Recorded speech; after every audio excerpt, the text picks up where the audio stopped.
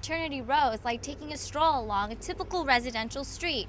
It's quiet and peaceful because students are on campus for classes. But after the sun sets, a number of Southside Berkeley residents claim that it's a completely different scene.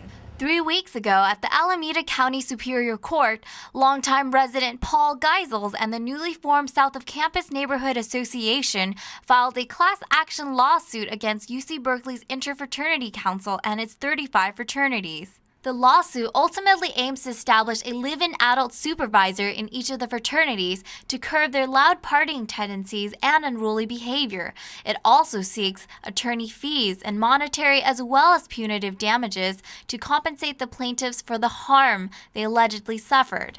I live here since 71, where after the parties walk by and defecate on my property. They have occasional parties, but then you clean up and you don't throw garbage on the streets and so forth. It's just a way to show respect.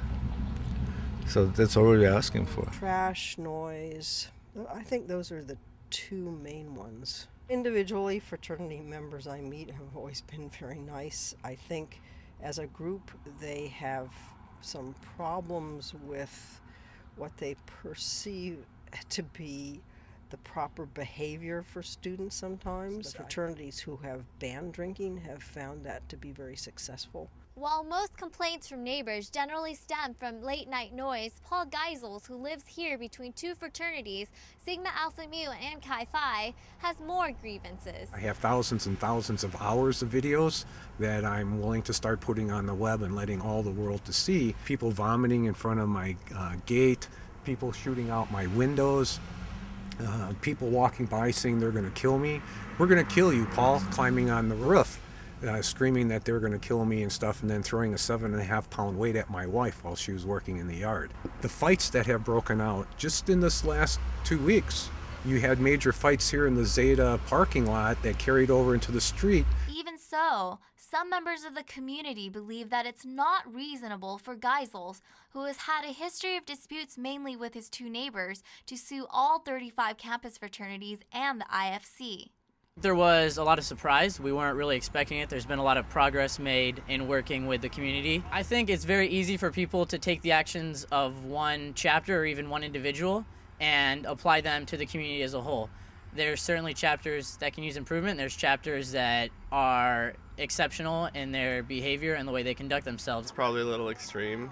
They have to understand that they live in a crowded and vibrant environment in which people want to be loud and socialize. University Director of Fraternity and Sorority Life, Graham Hess, who remarks that he has seen a noticeable improvement in the behavior of fraternities since coming to Berkeley in 2006, offers the following statement.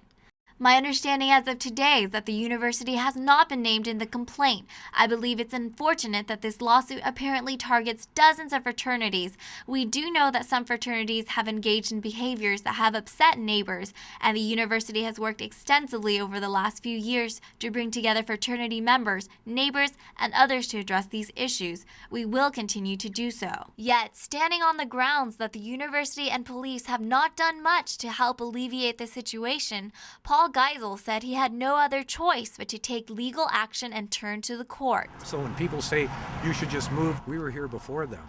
We're just trying to keep our neighborhood safe, because if it's safe for the students, it's safe for the community. In Berkeley, reporting for Cal TV, this is Carolyn Ball.